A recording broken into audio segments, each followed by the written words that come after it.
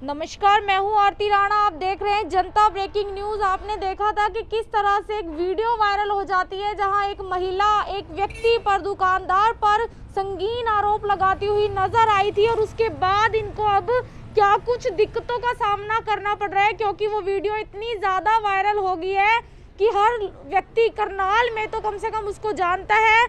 और इस तरह से एक व्यक्ति के जो दुकानदारी करते हैं तो उनके लिए कितनी मुश्किल पैदा हो गई है उस वीडियो के वायरल होने से, क्योंकि अब इनको जिस तरह से परेशानियां झेलनी पड़ रही है, इनके पास कॉल्स आते हैं, गलत नंबरों से कॉल्स आते हैं। तो उनसे मैं बातचीत करूंगी और आपको बताएंगे कि किस तरह से ये व्यक्ति परेशान है और अब तक भी इस मामले का कोई हल अभी निकल नहीं पाया है।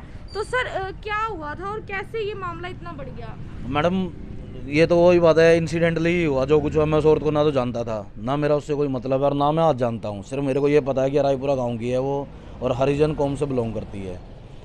कभी पहले ना दुकान पे आई, ना मैं 1-1.5 साल से यहाँ पे मेरी दुकान है। कभी भी ऐसा किसी के साथ कभी नहीं हुआ, मेरे लिए उसमें तो हुआ नहीं। मैम, मेरे इतने बड़े बड़े बच्चे हैं, हम इन कामों की तरफ ध्यान रखेंगे तो हमारे बच्चों का क्या होगा।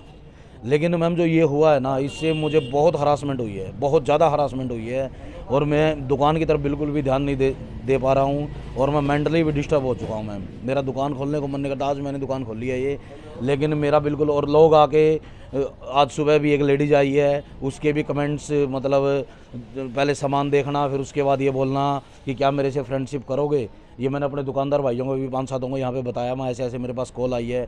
तो मैम, ज़िंदगी जीना दुश्वार हो गया मेरा तो बिल्कुल।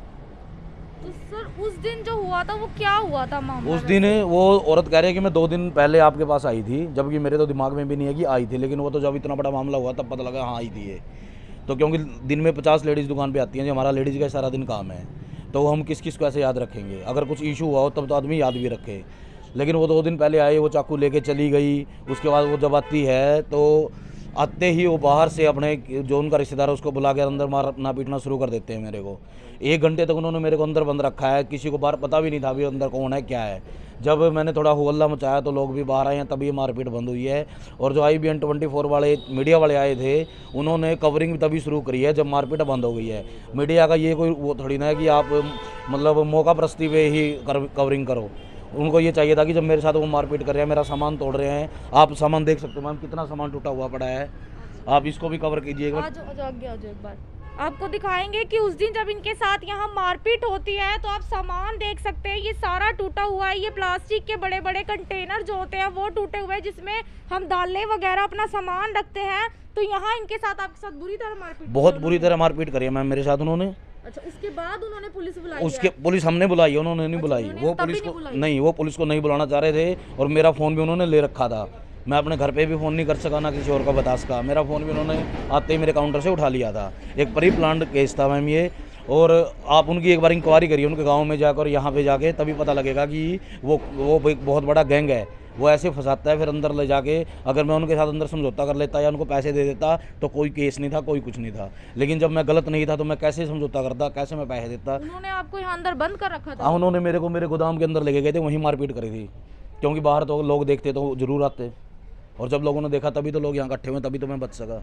तो सर, ये 2 दिन बाद आने का क्या मतलब? यही तो मुझे समझ में नहीं आ रहा कि मैम, अगर आप हो, आपके साथ मैं कोई दुर्व्यवहार करता हूँ तो आप उसी टाइम अपने परिवार को, अपने बाप को, अपने भाई को बुलाओगे कि इसने मेरे साथ ऐसा किया है, या नेक्स्ट डे कर लोगे। चलो उस टाइम रात का टाइम था, दुकानें बंद थी, तो आप नेक्स्ट डे तो आओगे। उसके बाद नेक्स्ट डे भी मेरी पूरे दिन दुकान खुल रही है, मेरा लड़का और मैं बैठे हैं, कोई मतलब नहीं है। उससे भी नेक्स्ट डे वो सुबह लड़के के पास आती है, मेरे पास नहीं आती। उससे पूछे तेरे पापा कहाँ हैं, मैंने सामान लेना है। जब उसको ये पता था कि जिसके पापा ने मेरे साथ गलत वो हरकत करी है, तो वो मेरे बेटे को भी बताती कि तेरे पापा ने मेरे साथ ऐसा किया, बुलाओ उनको। लेकिन वो एक मौका देख रहे थे कि जैसे ही लड़का जब तक बैठा रहा तब तक वो दुकान पे नहीं आए, जैसे ही लड़का घर पे चला गया उसी टाइम दोनों ने आगे मेरे साथ मारपीट करी है। तो सर, जो उनके साथ रहते हैं वो क्या है? वो कोई यहाँ पे केबल ऑपरेटर है, SK। उसका आप एक बार चेक करवाइए, उसके लड़कों का कितनी FIR दर्ज है, उनके ऊपर कितने केस है, स्नैचिंग के भी हैं, उसके मारपीट के भी हैं। और उस पर जो SK पे है, ये इसके ऊपर भी बहुत केस दर्ज हैं। आप अगर एक बार इसकी इंक्वायरी करोगे तो सारी चीज़ें सामने आ जाएंगी। तो सर, ये क्या आपको लग रहा है कि भाई पैसों को लेकर ये सब कुछ? ये सारा गेम पैसों का ही है मैम। भाई एक बड़ी दुकान है जहाँ पे कैमरा नहीं है, अकेला दुकानदार बैठता है, तो यहाँ पे आप कुछ भी कहोगे वही चीज़ मान लेंगे। तो सर अब आप इस मामले में और आगे क्या हुआ है, क्या कुछ चल रहा है? अभी कुछ नहीं चल रहा मैम। अभी तो देख रहे हैं कि उनके फ़ोन आ रहे हैं वैसे समझौते के लिए, भाई समझौता करो, लेकिन मैम अभी हम देख रहे हैं क्योंकि जो मेरी इज्जत गई है, जो मेरी दुकानदारी ख़राब हुई है, उसको मैं कैसे वापस करूँगा। तो आपको क्या लगता है अब कि ये सब कुछ कैसे ठीक हो पाएगा? उस महिला को कैमरे पे आकर सॉरी बोलनी चाहिए, माफ़ी मांगनी चाहिए हाँ आपसे? बिल्कुल जी बिल्कुल। जो उन्होंने मेरे साथ ऐसा किया एक बार बताना चाहिए भी, उनका क्या प्लान था, उन्होंने ऐसा मेरे साथ क्यों किया। कम से कम मैं सेटिस्फाई हो जाऊँगा कि मैं गलत नहीं था। क्योंकि अगर वो कैमरे पर नहीं आते हैं तो लोगों को यही लगता रहेगा कि आप हाँ गलत बिल्कुल। हैं। ये तो आप मीडिया को चाहिए कि उसको कंपेल करें, उसके साथ जो वो एसके है उसके पास जाएं, उससे बात करें भी तुम लोगों ने ऐसा क्यों किया था। और आप मेरे बारे में ही पता कीजिए। मैं कोई ज़रूरी नहीं है कि मैं अपना पक्ष रख रहा हूँ तो मैं साफ हूँगा। आप एक बार मेरे बारे में भी पता कीजिए, मेरे मोहल्ले में, मेरे गांव में, मेरे यहाँ आसपास मार्केट में, मेरे दुकानदारों से भाई मैं कैसा हूँ। अगर 1-1.5 साल से मेरी दुकान है तो कोई ना कोई, अगर आदमी इस तरह का होगा तो कोई ना कोई हरकत ज़रूर करता है वो। तो 1.5 साल से मैं अपनी दुकान के बाहर भी खड़ा नहीं होता। आपके सारे जो दुकानदार साथी आपके साथ हैं? हाँ वो बिल्कुल मेरे साथ हैं जी। सब हर एक जगह मेरे साथ ही गए हैं। वो मेरे साथ नहीं है, वो सच के साथ हैं, क्योंकि उनको ये लग रहा है ना कि मैं सच्चा हूँ, क्योंकि मैं 1.5 साल से उनके साथ बैठता हूँ, उनके सुख दुख में शामिल होता हूँ, तो उनको पता है कि मैं गलत नहीं हूँ, इसलिए मेरे साथ हैं। अगर मैं गलत होता तो दुकानदार हूँ चाहे कुछ भी हूँ, मेरे साथ नहीं होते वो। सर जो अब आपको दिक्कतें आ रही हैं, आप मानसिक तौर पर भी आपको बहुत झेलना पड़ रहा है? बहुत ज़्यादा मैम। मैं घर पे जाता हूँ तो चुपचाप बैठ जाता हूँ। मैं मतलब किसी को बता ही नहीं सकता। और कोई बात, कोई लड़ाई झगड़ा तो आदमी अपनी चीज़ें बता देता है, लेकिन इस केस में क्या बताए आदमी। दुकान भी आपने बहुत दिनों बाद आज दुकान खोली है मैंने बहुत दिन बाद, क्योंकि मन ही नहीं कर रहा दुकान खोलने का। और क्या होता मैं दुकान भी अब बंद ही कर दूँ। ये दुकान? हाँ। तो फिर सर ये आपका घर परिवार तो इससे ही चलता है? इससे चलता क्या करे आदमी। इज्जत से ज़्यादा तो घर बार नहीं है ना जी। इज्जत जो सबसे पहले ज़रूरी है। समाज में मेरी 2 लड़कियां हैं, कल को उनकी शादियां भी करनी है, तो कल को क्या होगा फिर।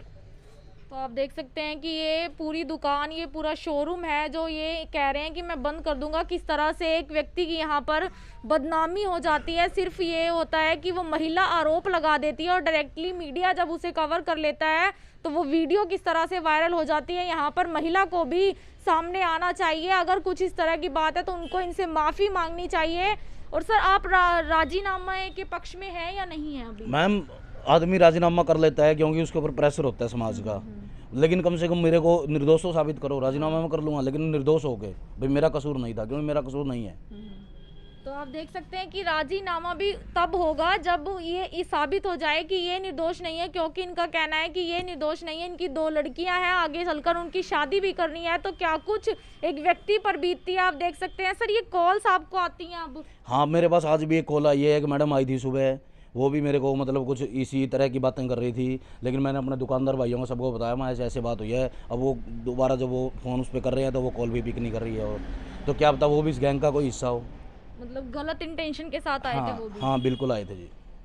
तो आप देख सकते हैं ये वो दुकान है जहाँ इनके साथ मारपीट की जाती है। और यहाँ पर पीछे की तरफ बताया जा रहा है इनके साथ जो है मारपीट की थी। अंदर की तरफ हम आपको लेके चलते हैं एक बार कि किस तरह से पूरा उस दिन 2 दिन बाद, और ये सबसे बड़ा सवाल था कि वो महिला आखिर 2 दिन बाद क्यों आती है। यहाँ पर ये अपना दुकान का जो है सामान रखते हैं, तो किस तरह से आप देख सकते हैं कि 2 दिन बाद वो महिला आती है और कहती है कि इस व्यक्ति ने मेरे साथ छेड़खानी की है, मुझे छेड़ा है। दुकानदार पर जो ये आरोप लगाए जाते हैं उसके बाद अब तक भी ये मामला जो है खुलकर जो है सामने नहीं आ पा रहा है। और किस तरह से एक व्यक्ति दुकानदार जो है वो परेशान है।